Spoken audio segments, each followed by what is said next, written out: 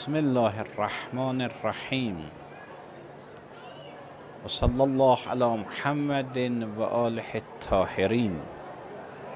قال امیر المؤمنین علی علیه السلام: فاعل الخیر خیر منه و فاعل الشر شر منه. Ramazan ayıdır. Ramazan mənəviyyət ayıdır. Mənəviyyətlə ünsiyyət ayıdır. İnsan bu ayda Qur'anla, Nəhcül Bəlağə ilə, Səhifə Səccadiyyə ilə ünsiyyət tapmalıdır.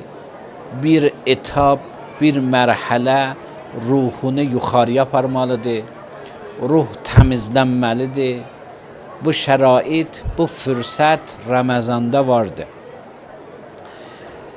Geçmiş illər kimin Nəhcül Bəlağə dərsləri Əmirül-Mömininin sinifində oturmaqla inşallah Əlinin yolunu gedənlərdən Allah-u Teala bizi qərar verər.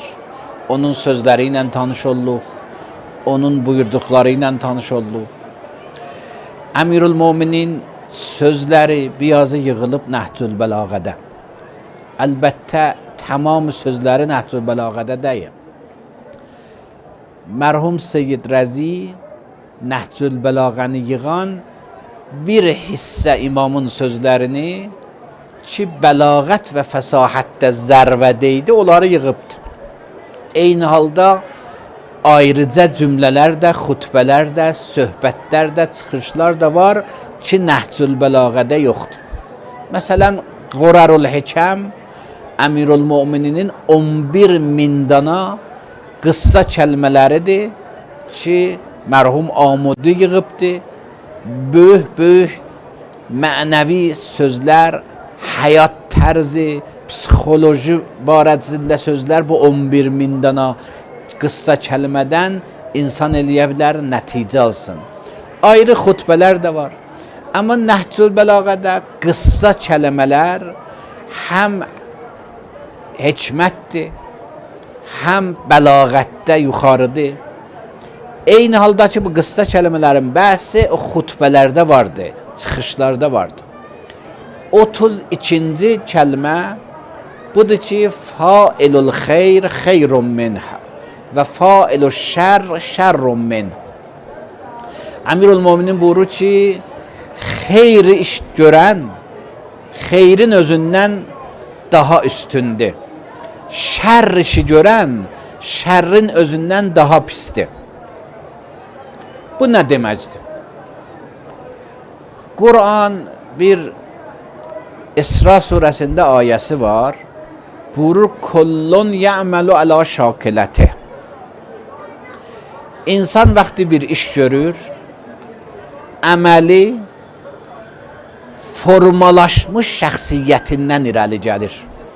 Şakilə formalaşmış şəxsiyyətə deyərlər. İnsan ardıcıl bir sıra işlər görər, o iş ruhunda xasiyyət olar. O xasiyyətə Qur'an deyir şakilə. Əlbəttə adətdən biraz yuxarıdır.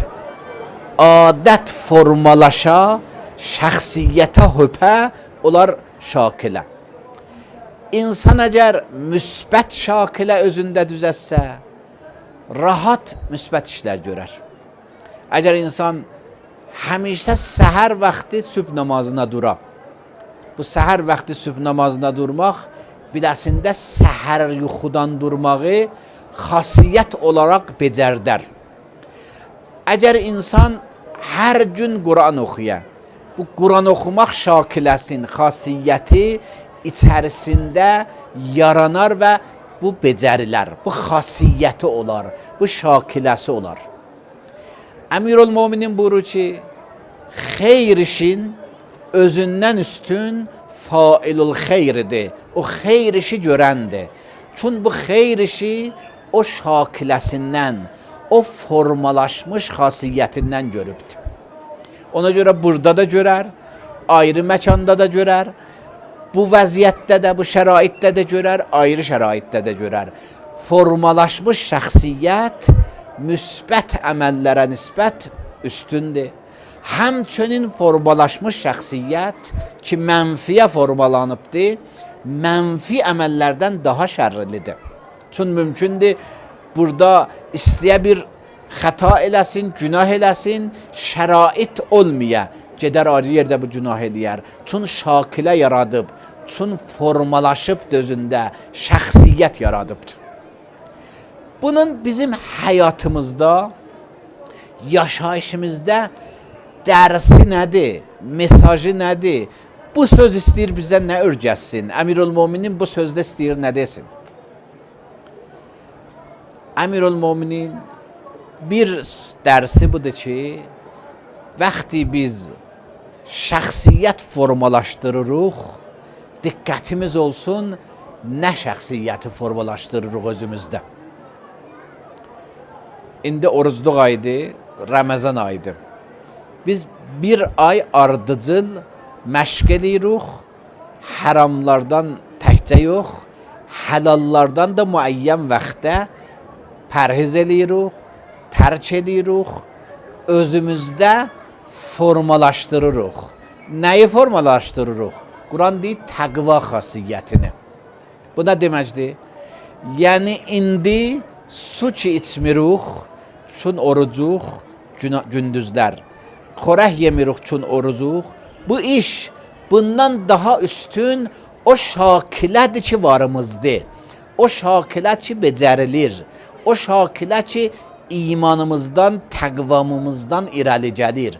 O səbəb olar Ramazan ayda qutulsa, ayrı aylarda da haramlardan çəkinə bilək, günahlardan uzaqlaşa bilək.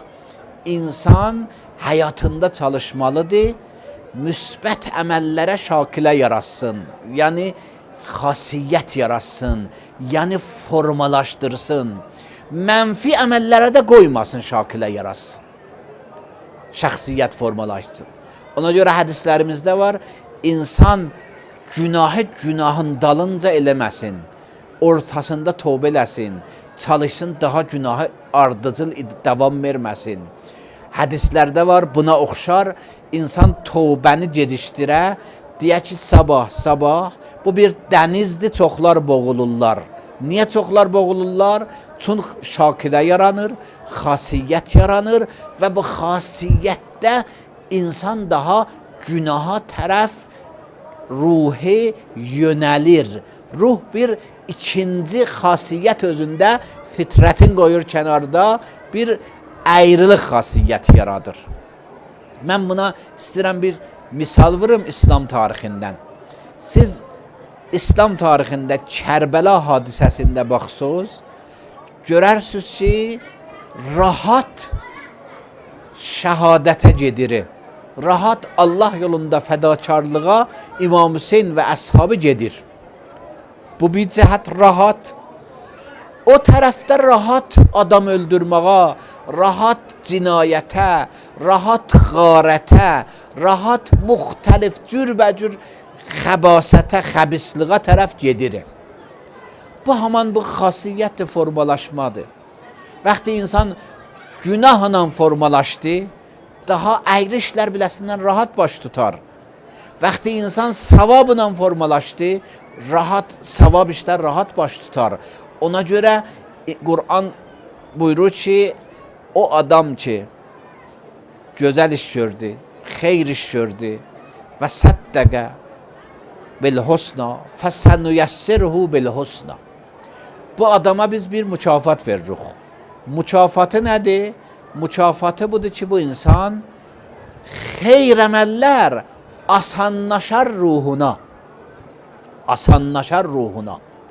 Ruh xeyr işi asan görər. Əksinə əgər ardıcıl dana, ahirəti ardıcıl dana, dünyada davranışında damma davranışı ilə yaşaya, fənüyəssirhu lil-usra. Bu adama da çətinliği rahatlaşdırırıq. Xəbis əməlləri, günah əməlləri rahatlaşdırırıq. Bu ki, Quran insana çalışır, ardıcıl insan xeyr iş görsün.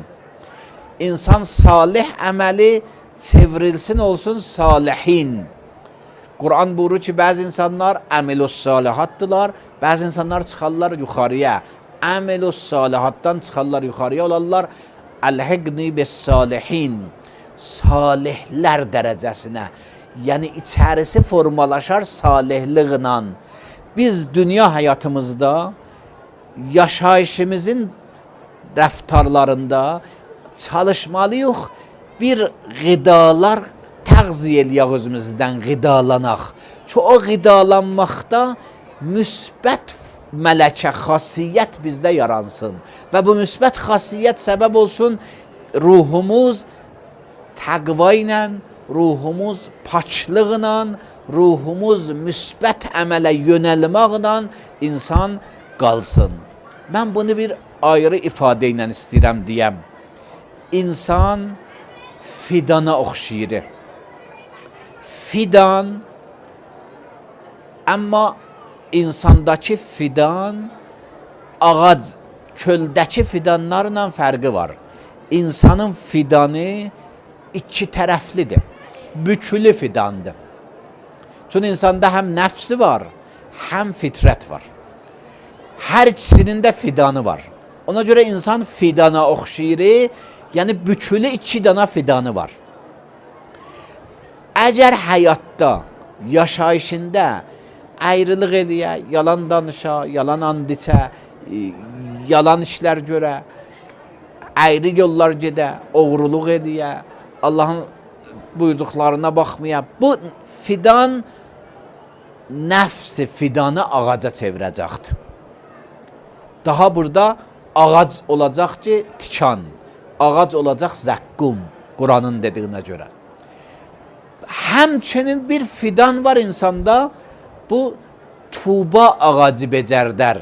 İnsan əgər səvabı görə, təvazukarlıqla davrana, ailəsində məhəbbət və təvazukarlıqla, səmimiyyətlə davrana, çöldə həlal haram bilə, yaşayışında Allahın ibadətinlə mənus ola, insanlarla davranışda müsbət əməllərlə, salih əməllərlə yalan danışmaya, sədaqətli ola, ayrı xasiyyətlər ki, müsbət xasiyyətlər də həyatında ola, onda tuğba fidanını özündə becərdəcək.